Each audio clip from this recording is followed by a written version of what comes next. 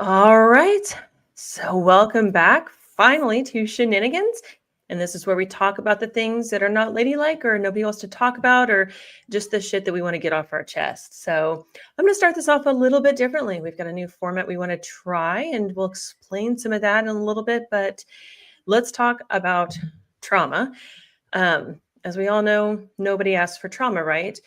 Um, Trauma is difficult because planning for it can be a pain, and it's because our expectations for trauma tend to be low. We hope that they don't happen, and for the reasonable person, that makes sense. But our experience tells us trauma will happen, so we know it's inevitable. But what sucks, what's awful about trauma, what the pain in the ass about trauma is that we don't know when it's going to happen, and then trauma happens. The world shifts, it spins faster, or it suddenly stops. It's all the same feeling. Don't It doesn't matter how you look at it. Those are all different perspectives.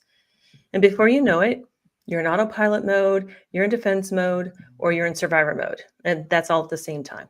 Your priorities immediately change and routines are demolished. And that accounts for the needs of the trauma. Your world is flipped upside down. And while you want to manage the trauma and those impacted, you want somebody to manage you and maintain the world around you, specifically the world you knew before the trauma. You want somebody to maintain that normal. But because of new normals and what you knew before has changed, everything is going to change. But it's that degree of change that remains to be seen, and it's often the most upsetting. So, no matter the impact of trauma, folks come out of the woodworks to offer support in one fashion or another. Usually it's well intended, but sometimes it might feel like it lacks the problem solving needs that we require when we're experiencing a devastation. There's questions like, how can I help you? Or what do you need? They're designed to be supportive, but they might inadvertently add stress or heavy burden to the situation. And that's because when we're going through a crisis, we want to be given answers, we don't want to give them. Priorities change and the new normal's emerging. So we really don't know what we need or what we need to have happen. There's things changing. We aren't familiar with them yet. So we don't know how to answer those questions. Um, and then there are those who try to be compassionate, at least they seem to be, by saying things like, I know what you're going through is difficult, or I know you're going through a hard time. Now that makes sense for some instances rather, because some traumas are they're common. You can connect through those common traumas. People get them, they happen more often, but then there's the things that happen infrequently you just aren't familiar with. And when those people come forward and they say, I know you're having a hard time, I know it's difficult, they don't understand the level of difficulty that you're going through. They really don't get it. And typically, those people that ask you, or they say rather, I know you're going through something, we know it's hard, they want something from you. They feel like you owe them something. Could be an employer, could be somebody with an obligation that they need from you. But either way, they don't know. They have no clue. They don't empathize and they don't sympathize. They literally extend you an emotionally stripped olive branch to gain their benefit because they feel like you're obligated to them. So that's kind of problematic when you're going through the trauma.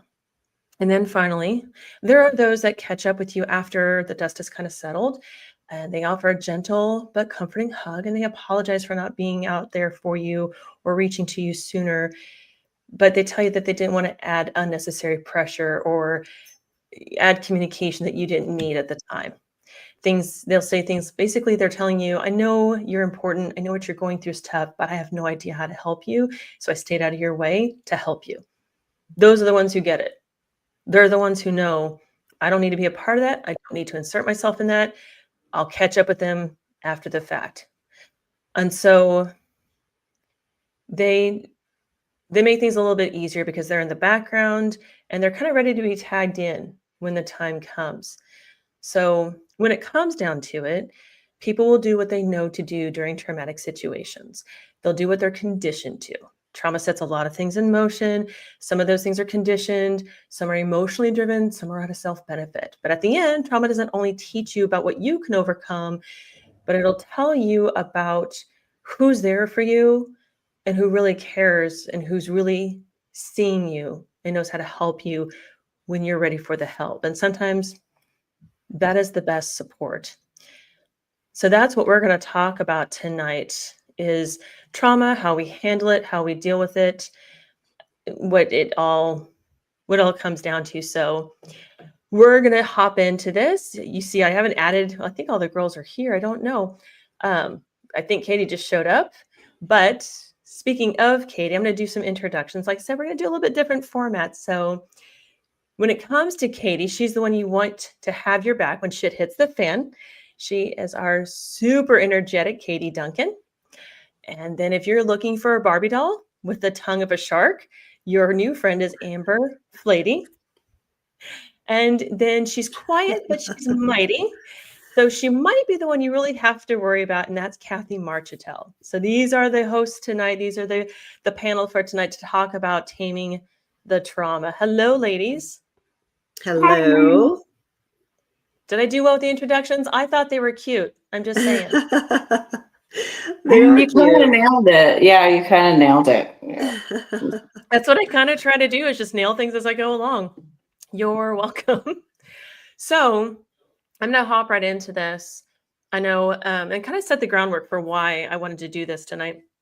My son, my 24-year-old son, Austin, had a hemorrhagic stroke in the left basal ganglia of his brain. That's a lot of what's for in the medical field. Essentially, it means he shouldn't have survived, but he did. He's here and he can recover well and he's doing really well. But I'm a 46-year-old woman with a 24-year-old who had a stroke, and I'm dating an individual. I live with an individual who's, oh God, how old am I? If I'm 46, he's 54, something where there's about 8 years difference between us. He takes blood pressure medication. Technically, he should have had the stroke, right? By all that's fair and standard in the world, that would have shot fewer people than my 24-year-old. Not that I would wish that upon Jim, but that's kind of traumatic to have a phone call from your other son saying, you know, that your elder boy is on the floor stroking out. And so definitely a crisis above and beyond anything I could ever imagine. This is the hardest thing I've ever had to go through. I've gone through some crap in my time. Never really needed anything. I just like, this will work out. I honestly, when I was asked by so many different people, I knew the difference between the girls on this panel versus other individuals saying, what do you need? How can I help? I knew the difference in the legitimacy of that question through this crisis. I still had no answer for it. But I know everybody here has been through something. What were your answers to what can I do for you when you're in the midst of an extreme, what the hell how do I manage this? How do you even answer other people when they ask you? Kathy, I know you've been through, your brother passed away a few years ago. I'm sure you were asked the same thing. Yeah, my brother passed away 12 years after a brain injury. So he fell from a roof 16 feet right onto his skull.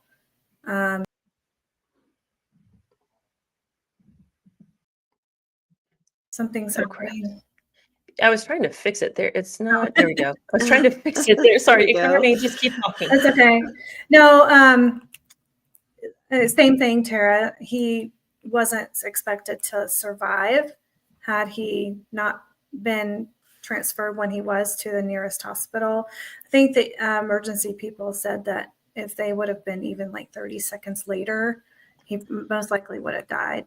And that's because when he fell, his skull didn't open all the way. And so there was nowhere for the brain to swell out. And it was bad. And so they were able, when they got him into the ER, they were able to crack his skull and reduce the swelling or relieve the swelling somewhat. So 12 years later, we're not sure exactly what led to his decline, because in the beginning, through rehab, Tara, you're familiar with that now, through heavy rehab, OTPT, he was in a position to where people were, his nurses, his care aides the goal was to teach him how to do things by himself again, eat, brush his teeth, drink on his own. He was nonverbal in the beginning and slowly started to gain words, but his mentality was 21-year-old to about probably an 8-year-old, and the way he was behaving and speaking. It was a work comp situation for him, and everything had to be proven as necessary or work comp wouldn't pay. And one day they said, we're not paying for OT and PT anymore. And so they had to stop. And it was at that point, I won't go into all the details because it got better from there. But at that point, he kind of started declining because he wasn't getting the therapies that he needed anymore. And so came along all the medications to try to help keep him kind of in the same progression without the OT and PT.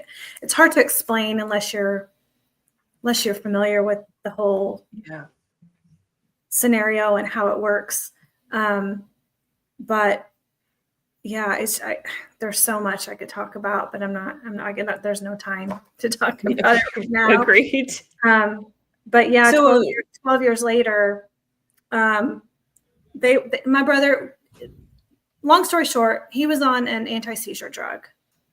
The anti-seizure drug was interfering or reacting badly with another drug he was taking. And it took my mom and dad going to court to try to get the judge to approve my parents to say, no, they don't want my brother taking this drug anymore. By then it was too late. He had internal damage, mainly to his throat, to where he wasn't able to keep anything down. He wasn't able to swallow. There were bouts where he wasn't waking up at all. He wouldn't wake up. Like you would have to literally pound on his chest to wake him up. And just a lot. That drug ended up causing my brother's death at the end. There's not medical documents that says that, but we know that that's what it was. Yes. Well, that's like a crisis built into another crisis, right?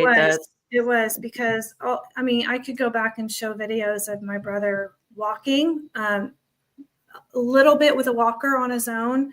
He was able to swim. He was able to eat by himself. He was able to drink by himself, brush his teeth, do all the things. And then all of a sudden it just went away and he started declining rapidly. And he was in the hospital more times toward the end than he was in the beginning. It was just a lot. But when you ask the question, what can I do for you? It's hard for me to answer that because I couldn't be there with him. And my mom and dad practically dropped everything they could do to be there for him. My dad mostly. So it was more like, what can I do for my parents to help them? And I know that they had a lot of friends, but you don't really have an answer. It's like, you have people that are asking you, what can I do? Are you okay? And you don't really have an answer because you don't know what they can do to help you. All you are trying to do is just get by day to day. And as you've been through it now, Tara, so you understand. So there's really not a good answer, I guess, for what somebody can do for you, except for just understand and be there when you need them, I guess. Well, know your role. Know your role. Yeah. I had people coming at me that I didn't hang out with on a normal basis. I immediately came to you gals and I knew the responses I was going to get, and I got the very responses, and that was good for me. But I had people are like, tell me what you need and can I do this? And I don't know. I don't know what I need. My son is dying in a hospital bed right now. Go away. I don't know you well enough. I haven't seen you in months. Why are you coming at me? Or the way that, and I brought up during the monologue, the way somebody who has something they feel they're obligated from you, they have a need from you. I'm trying to be very careful, I suppose. I don't know how much trouble I should cause for myself, but I was caused a lot more problems with this situation because somebody was not genuinely like, I don't know what you need other than I need to back this off of you. I need to pull this weight off of you a bit till you're ready to balance a bigger bandwidth. Because I was asked several times, what do you need? I don't know. I don't know what's happening. I was not planning for my You're just trying child. to get by minute. You don't know what's going to happen, what's going to change. Yeah, I just want to wake up and get to the hospital to be with my kid. Give me a Right. Starbucks. I don't care at this point. Hey, stand outside the hospital door, hand me my Starbucks as I walk in, and leave me the hell alone. Let me do my thing. I'll get back to you. Yeah, I think the only thing I cared about back then, especially in the very beginning when my brother was in ICU for 9 months, Oh man. is a lot of prayers and family. That's all I cared about. I didn't care about what anybody else was saying, what anybody else thought, what they thought they could do to help. I didn't care about any of that. I just wanted to be there with my brother. That's it. Yeah. And I couldn't, and that was hard because I was here. So Did you get a lot of questions? Because I started getting, that's how I did if you guys don't follow me on Facebook, I didn't go to Facebook right away, and I did the Facebook thing very, very differently. I got ridiculed for it and praised for the way I did the Facebook thing. But the only reason I went to Facebook is because somebody asked me about the situation that was not told directly. Word of mouth got around. And this was second and third hand when finally, I think by Friday, somebody's like, hey, I heard about your son. I'm so sorry. What can I do for you? And it's like, how the hell did you find out? What the hell are you people doing in your spare time? It was almost, they meant well, but it was almost offensive. Like, I don't have time for you. What are you doing right now? Yeah. It was like it was mindless. I had a couple of old friends, like I hadn't heard from years and years and years, found out because my mom has a ton of friends, and she's heavily involved in the church. And so that's mainly what her friend group is from the church. And, you know, she's got friends outside of church too, but that's where a lot of it comes from. And my mom kept a lot of people updated on social media. And so people that were friends with me on Facebook that were also friends with my mom would see her post and then come and ask her, oh my God, I just read about this. What's going on? And go back and read the post. You'll know what's going on. Somebody you haven't talked to in years, or even some of these people I haven't talked to since high school, you know, and you don't know what to say to them.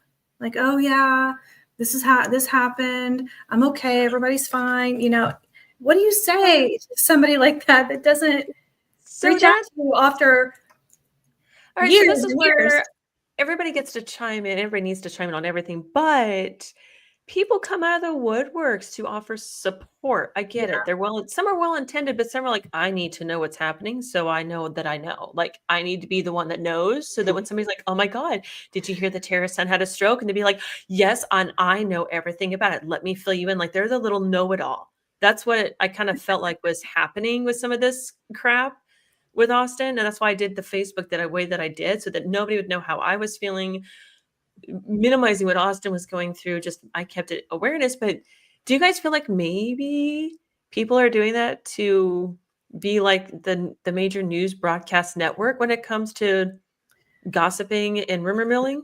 Yeah, people are just nosy. Yeah, people are nosy, and well, don't assume. Like, yes, people are nosy, but don't assume, because you never know. Like, people can be very genuine. Like, I've come from several situations that have happened to me in the last few years. They can be very genuine.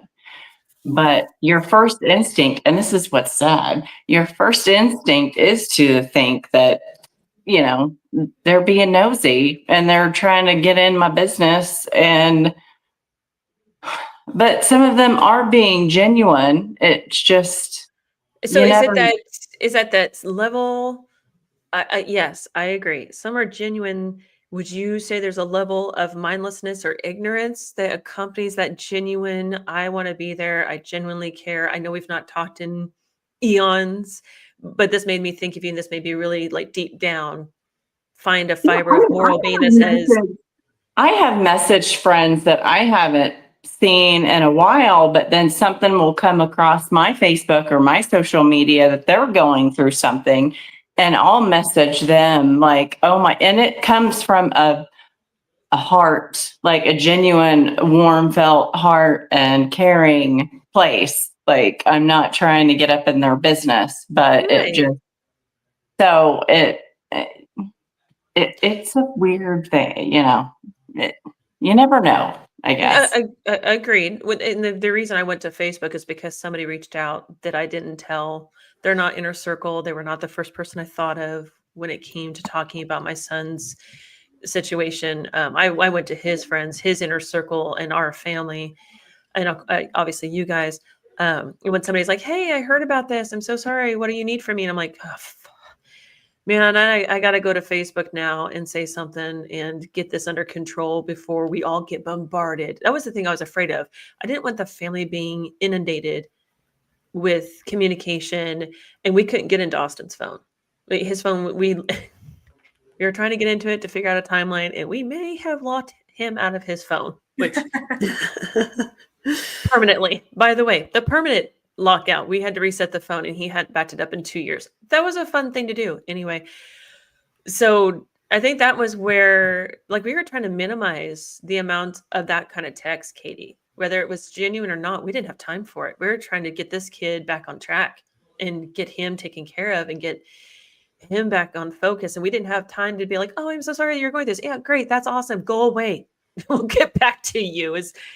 So I just did the post the way that I did to minimize, and it did a good job. And when everybody said and the post came from somebody asking a genuine question, and I turned it into a Facebook post when I couldn't answer directly.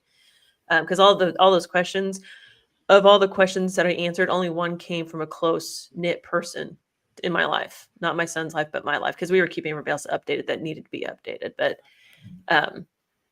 what do you, Amber, you need to chime in here. What do you think? I actually really enjoyed your Facebook posts because they were very like super informative.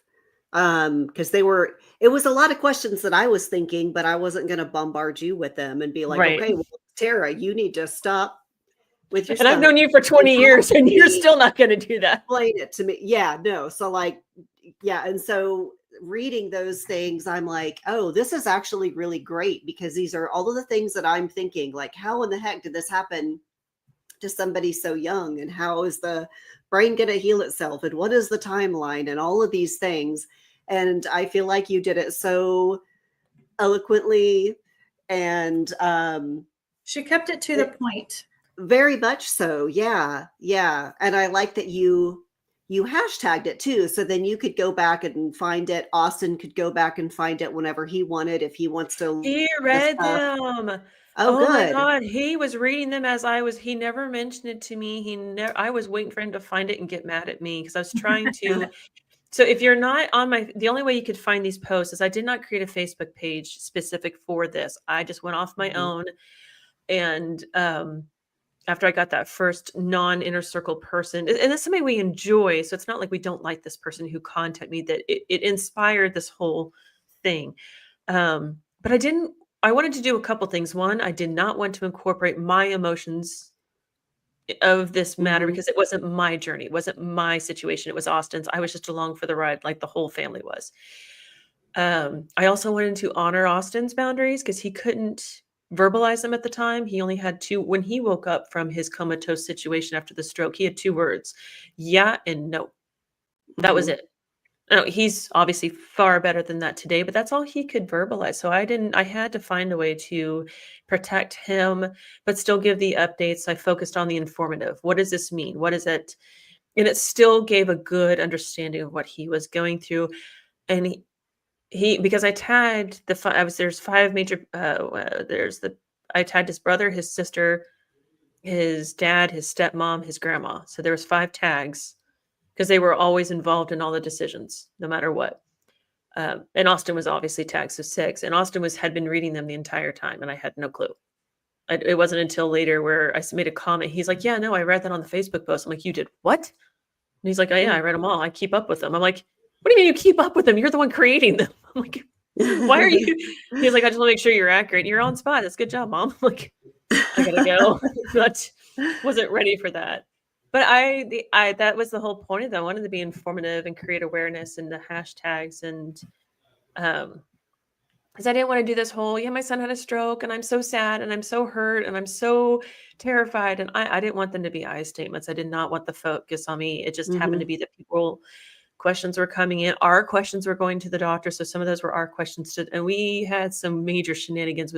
I fired a doctor and several nurses at the hospital he was at in Wichita because the questions that we asked were not well received. So we had to search around and get some answers. But I mean, that was the other thing too, is I wanted to make sure this all focused on him. This was his thing. So people ask me, what do you need? I don't know. It's not my damn journey. I'm not the one that had the stroke. I don't know.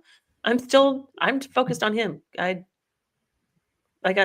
Just send a bottle of wine. It'll be great. Which I have smuggled more wine into more hospitals than I care to admit. Admit it all. It's fine. Yeah. But it's kind of like when someone passes away, what can I do? What do you need? Can I do anything? And then the family, like you really don't know. And then the person that is the family or friend that is trying to help you through whatever struggle you're going through, whether it be a stroke or someone that's like going through cancer treatment or there's a death or whatever, you just got to step it up and just like provide what you think that you should provide to them, whether that's a meal or exactly. Like just give it. That's exactly why I said in the monologue throughout the situation, Austin's dad, my ex-husband, was like, you're in charge. You get to make all the shots. Your mom, you get to make the decision. I'm like, no, this is you and I. But he was like, no, you're the mom. Because he'd been through a trauma. His brother passed away 20 years ago. Austin is just a year younger than when his uncle passed. So this was a really hard situation on the family. So we thought we were repeating history to a very different level. And Lance was like, nope, you're going to run the show. This is your mom. Mom gets to run it. I'm going to support you and I'll back you up every step of the way. And I still consulted with him, but I wanted somebody to come in and mother me and take care of me. And give me answers so I could take care of my kid. To just stand by and guard. I was more of a gargoyle, and I'm an old certified nurse's assistant. It's been several years, so I've got that background in caregiving. But I just wanted somebody to tell me, "Hey, Tara, you need to eat. You haven't eaten today. You should have it. You should have some water, coffee and wine." Actually, Jim did say coffee and wine are not the way to get through your day. So wine all the day. Wine in the morning, wine in the afternoon. There's water in it, right? God turned water. Jesus turned water into wine, and Jesus is God's kid. I'm just saying, I'm biblical and holier than thou. So screw you. I'm just saying. But at some point, Jim was like, "I know what you're doing," because I figured out. I found out later on that Lance was smuggling alcohol into the hospital. I'm like, "You're doing what?" And he's like, "How the hell you think I'm getting through this? I'm drinking." I was like, "Well, shit, I didn't know we were drinking." He's like, "Do you want some?" He actually. And Amber, this will impress you. Lance actually bought me wine to smuggle into the hospital on multiple occasions. Good for him. I know you know who he is. You know our past, and for me to say that, it's just like, yes, wine and coffee cups, correct, accurate. Yes, shut up, Robin. I figured out a way to. Now, what was funny is when we were up at in Nebraska, we were getting ready to. We were at our last couple of days and I was teasing the nurses like, yeah, I'm tired of smuggling shit in. I'm gonna go home and drink it on my own. They're like, you were smuggling and you didn't share with us? Hello. So I don't know if it's Katie or Kathy, but you guys nailed it. They were mad at me that I did not share, that I didn't bring enough in to share with them. They were not happy with me. I'm like, you guys aren't going to drink. They're like, we might have had a shot with you. That'd have been fine with us. Like, totally. Yes. You guys are awesome. You guys are awesome. And I made some really good friends up there, and there's a lot of great people there. We had some shenanigans up there too, but we'll get in that on a later date. But no, and I think the hardest part about this is that I know what you're going through is hard, or I know this is hard. That kind of crappy statements, because the ones that I got, because it wasn't like any one of you said that to me. You guys didn't have to say that to me. You knew this was bullshit. You knew that what I was going through was incredibly difficult. Kathy, you're probably the closest one to it at this point. But even though Kathy has the empathy level, Amber and Katie have the sympathy level, and the difference between the two is empathy means you've gone through it or something very close to it, so you understand that level of difficulty, whereas sympathy means I'd love to understand it, but I ain't gone through it yet, but I'm going to get to your level as close as I can. I know if you are big, Brene, what is Brene Brown. Thank you. Yeah. She's got a very cute way of visualizing that in this cute little cartoon. It's very similar. And then the compassion is the action behind sympathy or empathy. And so through my closest friends, my family, those who are trying to get me back on, because I fell off track bad. I was not okay. I've lost about 40% of my hair, which is why you'll not see my hair down for probably a year, because it is that badly damaged. It's when I leave my hair down, whether it's wet or dry, if I put my hand behind my hair, if my hair is off to the side, you can see straight through my hair to my hand.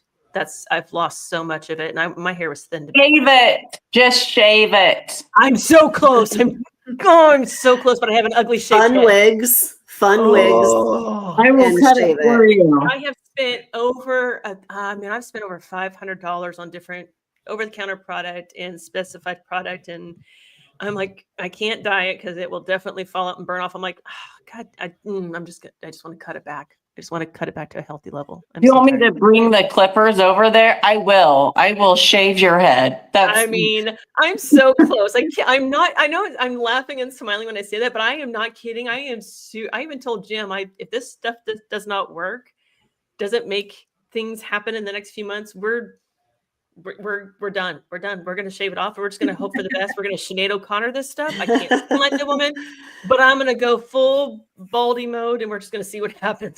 Baldy mode. I can't. It's only hair. It will grow back. It'll grow back.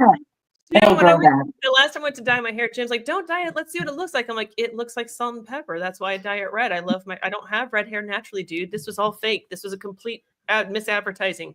It's false advertising. This is wrong. This is like a boob job for hair, right? This is what this is. So I don't want to grow it out, or I would have never dyed it to begin with. And now I'm like, dear Lord, I know you have a sense of humor. I just didn't think it was going to apply to me. So yeah, the clippers are very attractive. I heard a buzzing sound in the bathroom today. I thought of a couple things. The first one's inappropriate. The second one, I'm like, are those clippers? Because I feel like those would solve my hair problem. Jim's like, they're designed for the beard, not the head. And he made the comment of like, what did you say before? And I'm like, it's inappropriate. Not going to talk about it. Just keep going. I won't shave my head today, but we're close. We're so close. Just go cut it off. Just go. Cut it off. Close. Like just short. I've done short hair before. I've done it. I look cute with the pixie cut, but I need to see what happens first. I love my longer hair, but at any rate. So when you have these people who come at you, and I'll just be flat out honest. My work made this whole situation way more difficult than it needed to be. I have lost my drive at work. I've lost my passion for my job. I'm burned out, and I'm just a robot at work. It's yes, ma'am, no, ma'am. And if you know me, Amber, mm-hmm. I'm throwing myself on the sword type of thing at work. I'm really struggling because I went on a partial FMLA to save my job. I was already having issues with my boss. This did not help. And so for you people out there who've done work as a manager, your employee goes through a situation like this. My first thought is we need to change if you're going on partial FMLA, first off, you should go on full, but if you have to do partial, let's change your workload because you're only available 3 to 4 hours a day, which I made very clear, only 3 to 4 hours. And they were not consecutive hours. It was maybe a half hour here, an hour there, possibly 2 hours there if I can make it work. And all of this was from the hospital. Hey, quick question. Why did you not do the full? Because I have not asked you this before. Like, why did you not do the full? There was a couple of things when I looked into the full FMLA. Your paycheck stops. You're not getting paid, which I didn't actually know about that with FMLA. I didn't know it was an unpaid thing to begin with. So that was it just saves your job. It doesn't. It just saves your job. However, benefit. here's the kicker on it, though, and I don't know if this applies to all corporations out there or not, but if you're receiving health benefits and your job pays for half of those, they continue to pay for your health benefits. They can't let those lack. So if you are not earning a paycheck, but your job is saved, they are paying You 100%. Yes, exactly. When You you you come end up back in the to work, deficit. you have to repay the months, the weeks, the time that you were gone. So that in my situation, it would have doubled what I'm paying in benefits, all of them. Wasn't just the healthcare, it would have been all of them. It's like, well, my paycheck probably can't take that right now because I don't know what Austin's Austin's doubly insured. His dad is his insurance, I'm his insurance, but we still didn't know what we were going to be dealing with afterward. And we weren't budgeting this crap in. We had no clue. And so it's like, all right. And I was already on the outs with my boss. And it's like, crap. All right, I'll do partial. I can find 4 hours, 3 to 4 hours a day to work. And the FMLA team was like, yeah, cool. Just as long as you clock in once every 24 hours, Tara, you're fine. Just make sure you don't let 24 hours pass. That's all we ask. All right, well, how do I do that? They're like, just go into the paycheck or the area you insert your time, just put your time in. That's all. And it's like, they're very lenient. And that was cool. However, I assumed, that's on me, that I would be giving a different set of responsibilities that would align with my 3 to possible 4 hours non-consecutive time so I could still work. That is not what happened. I was expected to deliver everything with the exception of 2 items. And the 2 items I couldn't deliver were the podcasts. And the only reason I couldn't deliver those is because I did not take my podcast equipment with me to the hospitals. That was the only reason that those 2 were taken off. And I couldn't meet during the day at all because Austin had therapy between 8 and 5. There was no way for me to do meetings as I did not know until we got his schedule for therapies between 8 p.m. and 10 p.m. the night before the next day. That's so we didn't even get the week's worth of schedule. We were given less than 24 hours notice, just a few hours notice. And sometimes we didn't even get it the night before. We'd wake up and the schedule would be there. So there's no way for me to do meetings at all. Though we didn't have more than an hour between therapies. I mean, therapy is a full-time job in these hospitals. That's all there is to it. But I was told I had to deliver the way I was delivering no matter what. And it's like, there's no way for me to do that. Like, why am I not given some back office clerical administrative crap? The stuff that people do in the back office that nobody knows is there. And I was told, because I don't need a clerk, Tara, I need a professional. And I was told I chose this. Because of the FMLA, they should have delegated your workload to other people. That's what normal bosses would do. That's what I understood, but apparently Normal bosses normal, is the I said key normal. word. Yeah. Yeah. As it would turn out, the individuals that would be the deciding factors determined that didn't have to be the case, that because I chose partial, not full, then I was responsible for the same workload regardless. That is what, Kathy dropped off. Did we know she was dropping off? Oh, she had to go, I don't know. She had to go flip that steak. Oh, yeah. That's right. She had a steak to deal with. But so yeah, that made it that much more difficult for me. And then I had these individuals saying, we know it's hard for you. We know it's difficult. No, you don't. There's Kathy. Hold on, let me add her in so she can hear these shenanigans. There you are, Kathy. I don't know. We're like, we assumed you had to flip your steak, but that's okay. No, I did that already. Now it's getting cold.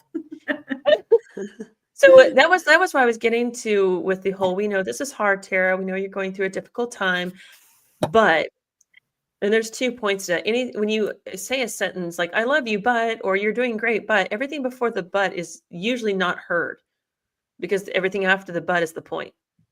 And so I typically say something like, I love you, and also, because then it lightens that blow. But then to have 2 individuals tell me, we know this is hard. We know this is different. No, you don't.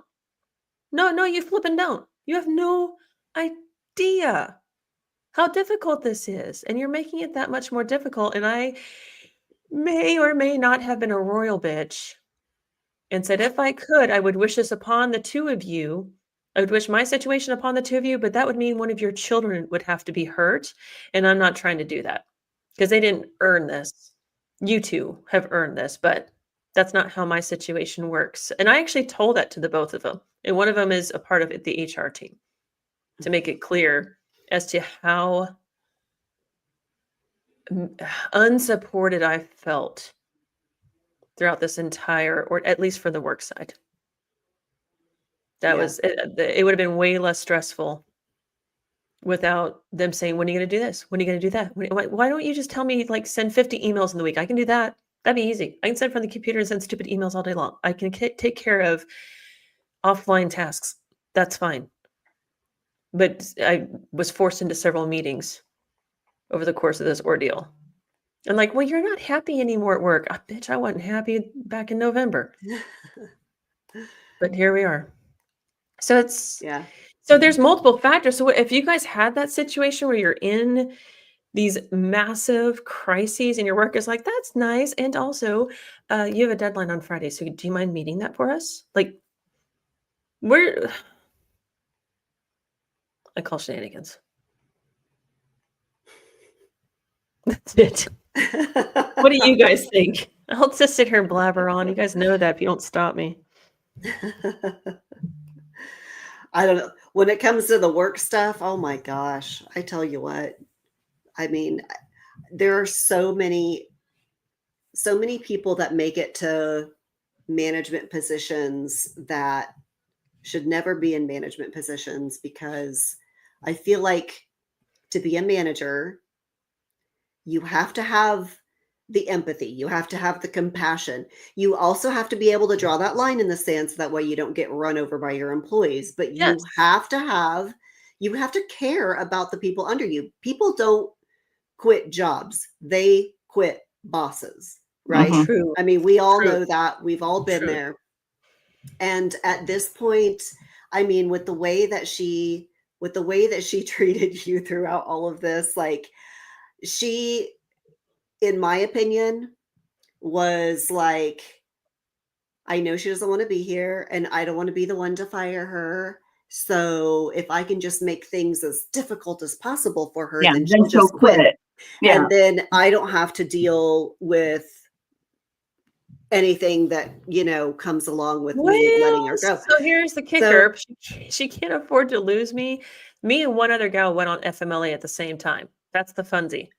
The other one went on FMLA for personal reasons, and but we also know that she doesn't like you, and that like those little emotions of hers are going to make her make really stupid decisions. Mm-hmm. So, well, she's got somebody that she pulled into a knowledge management role that has zero experience. They're fresh out of the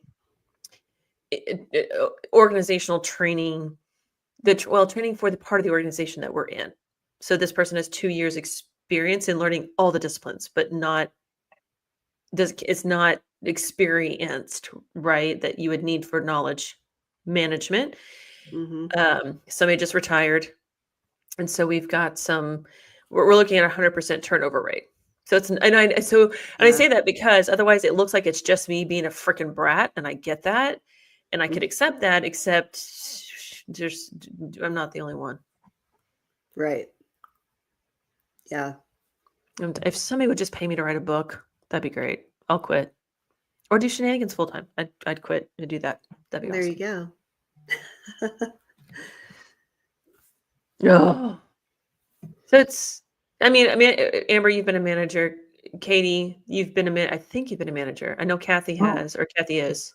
Here's what I will say about that is that I went to get my master's degree because I had so many shitty fucking managers, and it was so upsetting to me that I just decided, you know what, I'm done with it. I'm going to go seek out some further education and like this. And it was like human resource development with a minor in management. And because I just can't believe how for me, it's common sense, like how you're supposed to, like manage your people and be a human being. Like, I don't know, a genuine human being. And so I'm just like, A fucking genuine people. human being. Say that louder for the folks in the back. Genuine human being, not genuine American, not genuine French Canadian. And yes, I'm saying some things. So if you hear me later on, people from work, yeah, I fucking said it, but it's my show, so I can say it. But genuine human being. Like Right. common sense, Katie. I agree with you. Common sense to me, if I was the manager and I had somebody go on an FMLA like this, I'd be like, first off, can you just go on FMLA full out? If not, let's look at the employee club to see if we can get you some help and get you not working. Because I'll tell you what, this happened on a Tuesday. My son had his stroke Tuesday, April 28th. I text my boss late that night from the hospital thinking, oh crap. I probably should text my boss so they know what's going on because I'm probably not going to go to work tomorrow. I don't know. My son may die. Like for some reason, I thought enough to think that.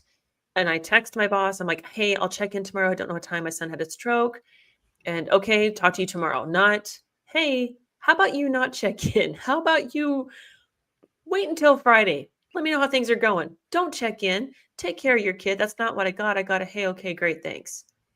And when I checked in around 10-ish, 10:30 the next day, it was, hey, where's this email I was supposed to get on Monday? What? You got it. And I sent screenshots proving I had sent it the way I was supposed to send it.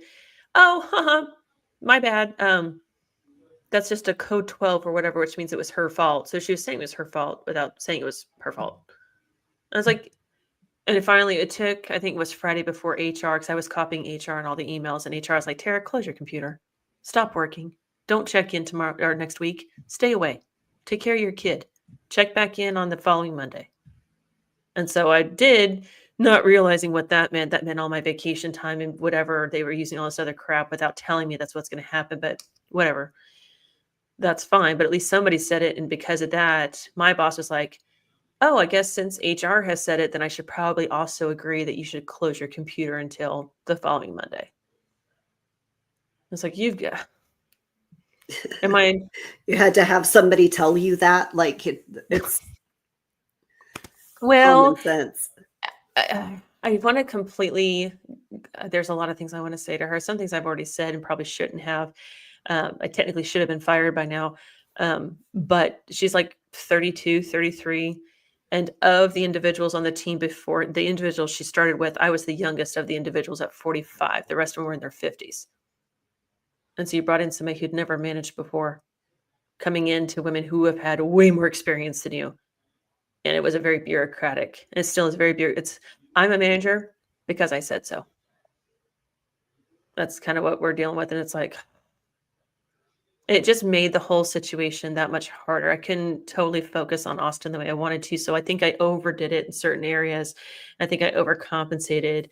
And I think I may have made some people feel like they didn't have a space because I was trying to balance what was going on at work with the stress of trying to get Austin to the next day.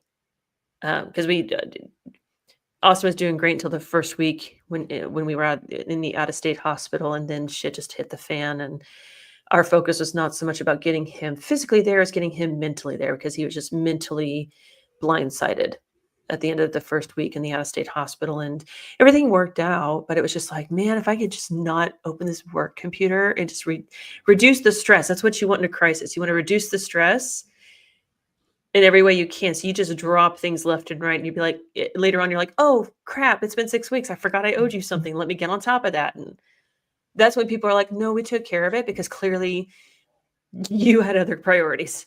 And that's the way to handle that. That's what it should be. But I don't know, that's what I think. Am I wrong? Is there another way to do that? I could be just a pain in the ass too. That's fine. I mean, we all know you're a pain in the ass, but I try to be good at something. we love you for it.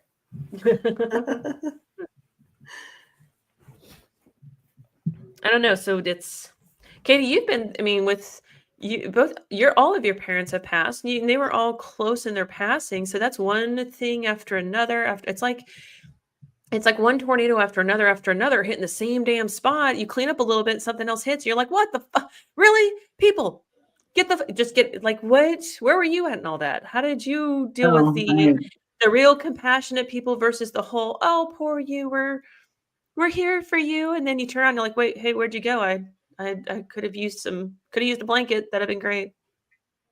I shut down a lot. Like I don't know. When you go through well, and it's not just the past thing, it's all the stuff under that, with my dad's business and all the sibling, like there's just so much to deal with. There was so much to deal with. And I just kind of I let some people in and then I didn't let other people in. That's how I dealt with it. Like I kind of got a feel for who was genuine and who was not. And if I felt you were genuine and you're in my circle, you're in my circle. And if you're not, you're out for that period of time. Like, that's how you have to deal with it. I agree. You just don't have the time for it. So, or the energy or the mental strength or whatever. You just have to do what you need to do to keep your head above water and care for yourself. Number one, keep caring for yourself, but those around you. And, get through anything that you need to get through. But I think you kind of have a feeling of like, who is my group and who is not. And then I'm just going to put them to the side for now. And maybe I'll come back to them here after I kind of wrap my head around things. Yeah. But well, it's just like I told you girls that when I got back, I needed you gals. We needed to do something. And immediately, Katie, you put something together. First date didn't work out. You had the second date. It's like you were ready for a backup plan. And I got my release. I got my big lash out. A big a debriefing emotionally, I guess you could put it, just by just simply being around the energy of you gals and to be like, I can do stupid, crazy crap and feel good about it. I'm happy. This makes me feel better. But because, I shut myself down to several people, and somebody in the group chat might be able to account for that because my cousin, who's more like my sister, is just like, hey, so how are you doing? I'm like, good. She's like, no, none of that bullshit. How are you really doing? I'm like, I don't want to talk about it. She's like, yeah, you do. Yeah, you do. And you're going to spit it out. And it's like, I don't want to do this. She's, yeah, your big sister said so. So there's a few there who, like Jim, could call me out. I think Amber called me out a couple of times, and our probably, there's Robin. Yep. Yeah, exactly. Because I will, and I think you and Kathy have figured out. I'll pull back and shut down and go hide in my corner until I kind of figure out what I'm feeling. Because that's when I shut down, Katie. Is when I don't know what I'm feeling, and the people are coming at me from every direction. Like, how do we help? What do we do? What's going on? I'm like, who are you people? Go away. I don't know any of you. Get lost. And I go hide in my closet and do a podcast from the closet, and when nobody, like Katie does, and it's good times. Well, sometimes you really don't know how you have all the emotions and you just, I know, like just marriage wise, he'll come up and want to talk about something that we had an argument about, and I'm like flooded with emotion. I'm like, I fucking don't want to talk about it. He knows to leave me alone. He knows when I say leave me alone, or I will let you come talk to me now, like right. kind of thing. It's good to have those people in your group where, yes, you, just like you mentioned, your cousin, because it's the same thing with just a group of family or friends that that you can say shit to, and it's going to be taken how it's taken, and you're still going to be friends and family at the end of it. Well, yeah, like when we got together last, I could just lash out the way I needed. It was silly. It was stupid. It was out there. I just needed I need to blow off some damn steam. So I knew what I was going into when I walked into your property that day. I'm like, know what I'm going to do. And I'm hoping I don't remember nothing when I walk out of here. That's where I want to be at. That was my goal. I was happy that on the way home. Like, oh my God, it was so much fun, which I have to put another date on the calendar for all of us to come back out. Yes, we do. So to be fair, I did not warn Jim what my goal was. I probably should have done that beforehand. Yeah. He had a nice surprise. He did. I felt bad later, but I've not apologized for it because I'm just like, what? I don't know what you're talking about. It's fine. But there was more that happened that evening. So I'm like, oh, by the way. And he's like, what the fuck? I'm like, yeah, also, and this and that. And he's like, I mean, I sideswiped him because I got a lot off my chest that entire day, and I needed to, from just hanging out with you girls to just spilling my guts to him, everything, because I had shut down for so much. Because I mean, this is the most difficult thing I've been through some hard stuff. I think we've all been through some hard stuff. And up until this, I couldn't pinpoint the single hardest thing. I couldn't, because things were pretty even keel. I mean, growing up, I had some really difficult things, but my son going through a stroke that should have killed him, he's not supposed to be here. So it's still, there's some things I go back on and I look at this 24-year-old man limping around my house today. I'm like, how are you here? I'm going to say something. Don't say he's not supposed to be here. He is supposed to be here because he's still here. True. That means he is supposed to be here. Okay, I see that. That's a good catch. It really is, because it's you can think the negative thoughts, but it's not negative. It's a positive thing that he's still here. Oh my gosh, yes. Here. It is. Yeah. It is. It could have ended worse, but it didn't. And it should have, because we found out later on, he remembers the stroke. It woke him up at 10 or 10:30 that morning. And he collapsed in the bathroom, was on the bathroom floor for 6 hours before he was found. Oh, So, 6 hours. Oh my gosh. Yeah, we thought it was closer to an hour based on how these kind of strokes work and his survival and how he's doing today. But he's like, nope, I woke up 10 or 10:30 that morning, Mom. The stroke woke me up. He had it's called a thunderclap headache. It's like a big boom in your head. And that's what woke him up. And he was kind of disoriented. And he remembers walking out from the bedroom into the living room, which is about 25 feet. Realized he was having some difficulty mobilizing himself. So he went back to the bathroom. And by that point in time, his right side gave out. And that's how he ended up on the floor. But he said the reason he was laying in he's laying in a pile of his own urine because he had no other choice. He had to go to the bathroom. He said he remembers being awake. He remembers coming in and out of consciousness. And at one point in time, he's like, I got to go. I'm just going to go. And he went. So I thought it was part of the stroke. And he's like, nope. He said that happened later on. He said, I finally woke up and I'm like, I have to pee. I'm just going to pee because he couldn't get himself up. He realized he can move half his body and he couldn't figure out why the other half wouldn't work because he wasn't familiar with strokes. Well, there's no level of stroke. Why would you be with your 20s? Yeah. Correct. He's never been around anybody that's had one or experienced one, nothing. So he was there for about 6 hours before his brother found him. So it just, it blows our minds. Like, I'm still trying to wrap my head. There's times where I'm like, I got this. I accept this. This is what it is. He's going to get better. It's going to be great. And then I look at this 24-year-old man walking around my house and I'm just like, dude, you freaking amaze me. I cannot imagine. I'm floored by what he can do and how he's done it. But you're right, Katie, there's different types of strokes. There's different levels of them. He happened to have a kind that was inoperable. They couldn't get to it. Medicine was not helpful. They thought, Kathy, like your brother, they'd have to take out part of his cranium to let the pressure out. And we're like, if he has to wear a helmet, he will kill us if he survives. Like that was the only reason why we didn't do that. Cause I'm like, he'll kill us. He'll murder us in our sleep when he survives this. But he made it. He made it through the first 72 hours, which were the most critical. And in the meantime, we were all losing our damn minds. Like he still, bless his heart, he still apologizes to this day for, as he says it, doing it to us. We're like, you didn't do anything to us. It's not like you chose to have a stroke, dude. So it took me a long time to cut potatoes in my house because I was cutting potatoes when I got the phone call, and we teased him about that. We were just teasing him that morning.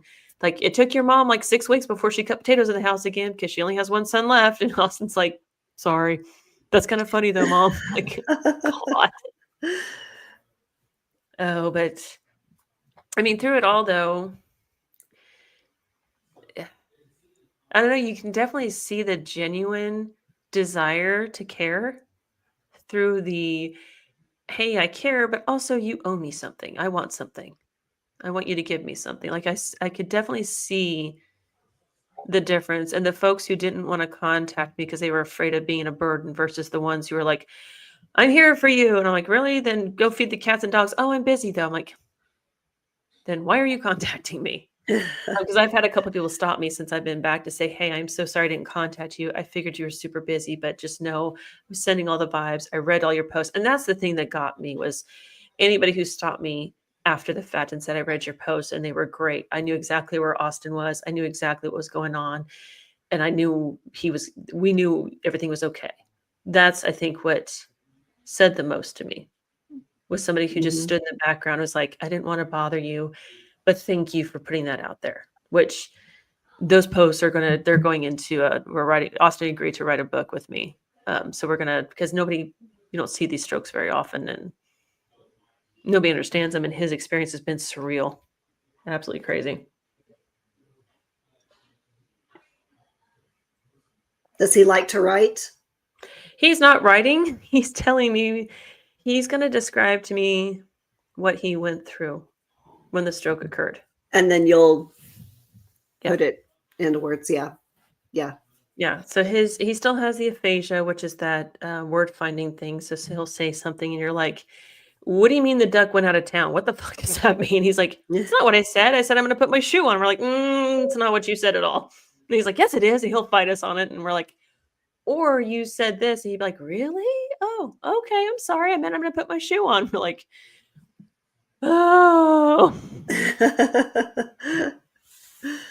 But some of his word finding has been interesting. There was one day he was in the out-of-state hospital and he was, God, he's the type of stroke he had, he should not problem solve or troubleshoot.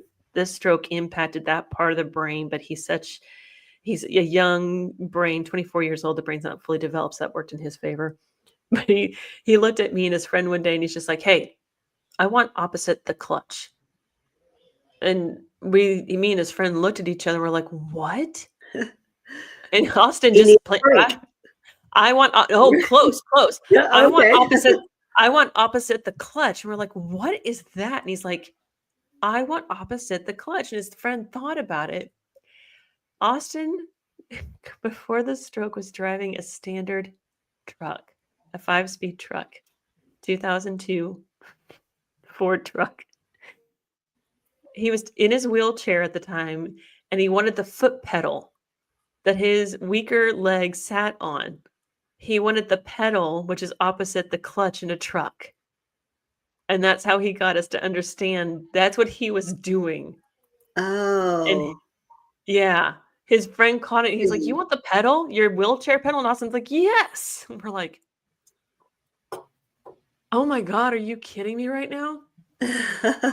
He would find a way around the words and come up with something it was almost like he was playing Taboo all the time, or a Taboo, and there's another one, Catchphrase. It's like he was playing those two games all the time and not even trying to, because his brain would like, I know this word, but I don't know this word, so I'm gonna go around it. So that's what he does all the time. You're just looking at him like, what do you mean? He's like, oh my God, it's not that freaking, and there's several times he's like, Mom, it's not that fucking hard to understand. It's like, dude, I'm trying. And his therapist would be like, if you can help me out with that, that'd be great. I'm like, you and me both, kiddo. So I've got everything videotaped. I recorded everything while he was in therapy. And it's just funny to listen to him in speech the most, but he made it through. It was amazing. But it's also amazing how people back off when it's like a crisis comes in like a big wave, right? And it crashes on land and takes out everything. And you've got to rebuild. And it's amazing how many people are supportive during the crest of the wave. And then when it's like nobody's there, when they think the wave has receded, because it's like you don't need anything anymore. And now that I'm in my new normal, now I know what I need. Now I know what I'm looking for. Now I know the help. Now I know. Mm-hmm. I get it now, but when it was all changing, I didn't know in the moment. Right. It's crazy. I don't know. What do you girls think? We are 8 minutes over time, but with the last few minutes, what do you girls think? Well, and I know Katie kind of already said this, but like for me, when it comes to a crisis, I can't stand people asking, what do you need? And that I just feel like it's so much better. Like if somebody actually cares, they'll stop and think, if I was in that situation, what do I think I'd need right now? And then they just do it, you know, Yeah. whether it's just like, bringing you a gift card so you can run to Walmart, or ordering a pizza for you and just having it delivered to your house because we know she ain't in there cooking right now, little things like that. Like it literally doesn't matter. It could be like the smallest thing. Maybe you don't really even need it in the moment, but to me, that shows that somebody cares so much more than just saying, well, hey, what do you need? Because, then you're like, okay, then you're having to tell them, well, could you do this for me? And it makes you feel like the beggar. And so, and that just, I mean, I'm super independent. I know you girls are too. And I know anybody who's like that has the hardest time saying, well, could you do this, or this for me? Because this needs done. But it's like, you don't want to ask somebody to do something that you feel like is your responsibility, or you feel like it's going to maybe put them out. And so then you end up not asking for what you really need. And then what was the point of, that's what I just like, people who will just step up and just be like, do hey, it. You know what? Do it. Just do it. Yeah. Like I Yes. know your lawn needs mowed or whatever. And then they just go and they just do it. You know what? Or just think, hey, you know what? While you're gone, I'll mow your lawn. And I reached out to my lawnmower guy because the boys were supposed to be doing that. And like, hey, I just need you to do this crap. And he's like, got you, no problem. I got backed up. He was mowing however often, I don't know, weekly, bi-weekly. I had 4 invoices sitting in my inbox waiting for me because I was not checking unimportant. Like it's not like he wasn't unimportant, right? But I was looking for specific emails and I was very siloed in what I was looking for. And he never complained once. He wasn't like, bitch, you owe me money. He was just like, you could tell he's like, yeah, get to it when you get to it. And I got to it. I don't think I've paid them all because I think I screwed up their system. I'm pretty sure I'm waiting for them to say, hey, just come bring us cash because you can't do things online very well. That, and then there was a gal whose husband had gone through a stroke. And we're not close friends. We're acquaintances. Our daughters have hung out. She's a nice person. She's a fellow Derbyite. We don't have same political views. She's not one of those people. But she immediately reached out and said, hey, you remember my husband went through this. I know we've lost Katie and Kathy both. I promise I'll wind us up and get us out of here. But she reached out and she's like, hey, my husband went through this. Here's a book that helped me understand. And there's a $50 gift certificate waiting for you at this restaurant. Like, didn't even waste any time because she understood, right? That's the kind of thing. That is the kind of thing that you should do. It's just like, I've done this for you. That's empathy or sympathy backed with the compassion. So again, compassion is the action behind empathy or sympathy. Look it up. People think compassion is an emotion. No, it's actually an activity behind empathy or sympathy. It's just doing it and getting it done. And I speak on this every year at OSSEC. And that annoys me so much. When people are like, what do you want me to do? Nothing. Because if you have to ask, you don't fucking know. Yeah. If you have to ask, then you're not trying to be part of the solution right now. You're part of my damn problem. And I get it. It's well-intended. It is very well-intended. But man, I'm telling you, if you don't already know, and I learned this myself firsthand now, I thought I've done this before myself. So I need to be very honest about that, where I've asked somebody, what do you want me to do for you? And they're like, I don't know. I have no clue because somebody's dying. Nothing. It's fine. I'm fine. It's great. And so things are fine. They're fine. Everything's fine. But now I get it. And for certain people, I would just do it. For you, I would just like, nope, I'm just going to do this. And you'd be like, yeah, whatever. I don't care. I'm not even thinking about you right now. Yeah, cool. Great. That's why I'm just going to do it. That's why I say when I was in this mode with Austin, I went on an autopilot I'm not familiar with about myself. I just need people to do shit for me because I didn't know what needed done. All I knew is I need to take care of my kid. That's it. That is all I did. In the comments, for those of you that are not live with us right now, there's a question in the comments about what kind of stroke my son endured. My son endured a hemorrhagic stroke, which means a blood vessel in his brain burst. So it's different from the blood clot stroke. And that if you are my friend on Facebook, all of this information is there. You are more than welcome to friend me on Facebook. I'll accept the friend request. But an ischemic stroke is the clot stroke. And they can, when you have that kind of stroke, when you have an ischemic stroke, they can give you a medicine that will break up the clots in your bloodstream. My son did not have that. My son had a brain bleed. And that's what caused the stroke. A stroke is not just a clot in the brain. It is blood, a disruption of blood flow. That disruption could be where blood isn't getting to the brain or blood is getting freed into the brain.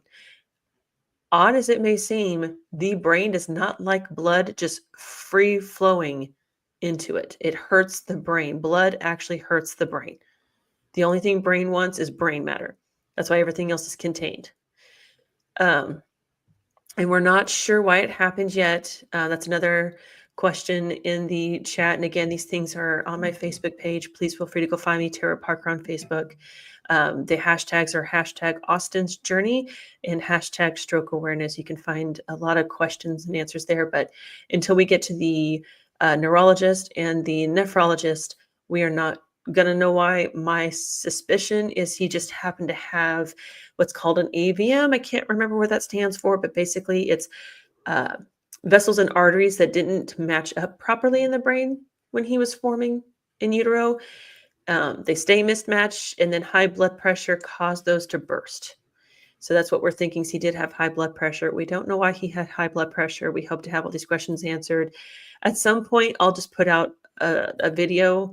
I don't know if I want to bother the girls with the video, but I'll put all the stuff out there from Facebook. Again, it's going to turn into a book or something. The awareness needs to be out there because more and more, as it turns out, gamers are enduring strokes. Gamers. These are the folks that sit for hours and hours and hours in front of the video game, working their thumbs, not any other part of their body, their thumbs, and chugging the energy drinks. And so that's what we think was a big part of this problem, along some other things. But we hope to have some answers soon so we can share those with everybody. But there is an increase of individuals enduring strokes between the ages of 20 and 50. That age group is increasing rapidly with strokes, more so than the elderly. And it seems to be directly related to the gaming generation. And also I keep saying he endured a stroke versus suffered a stroke or had a stroke because and this is a Facebook post as well.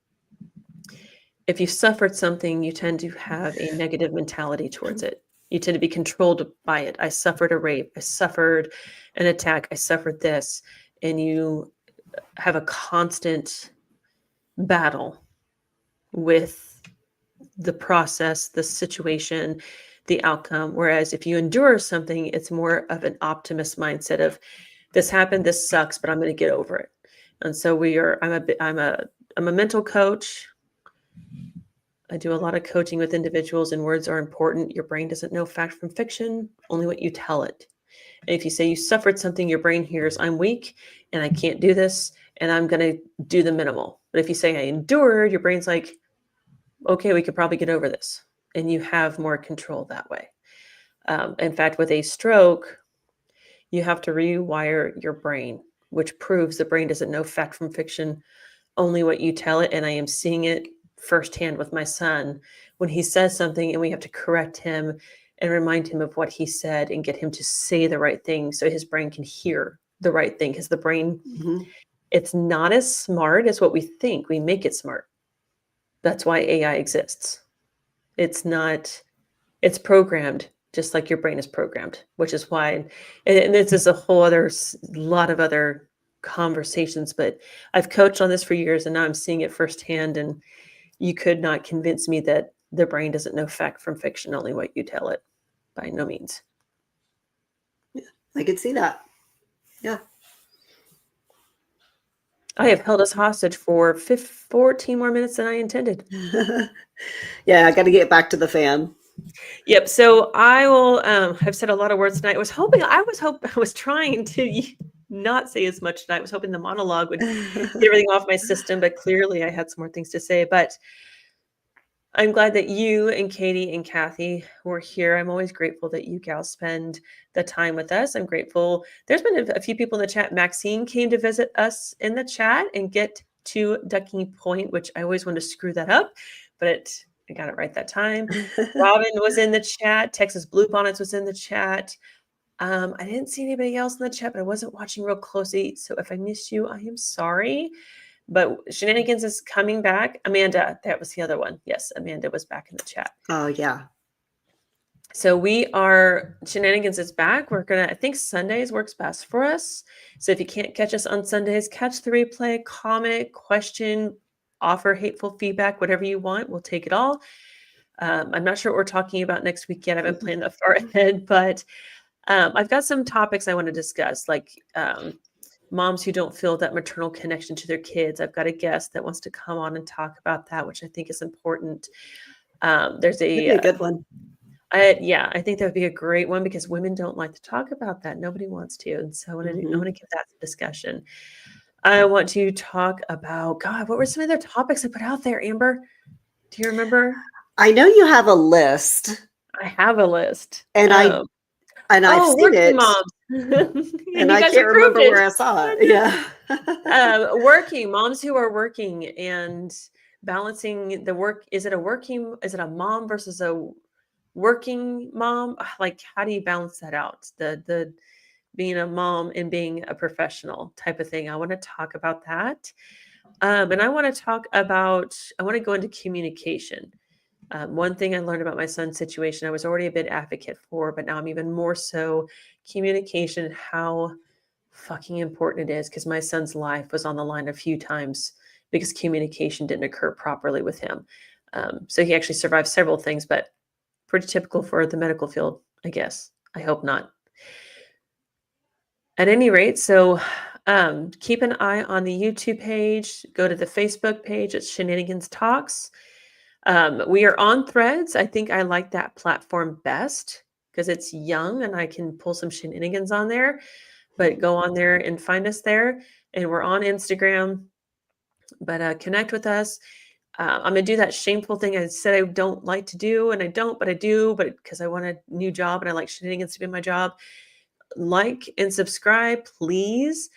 Share this with individuals you know that need a mental outlet, because that's what Shenanigans is about. And if you want to talk about something, or if you want something talked about, you don't want to contribute, but you want it talked about, let us know.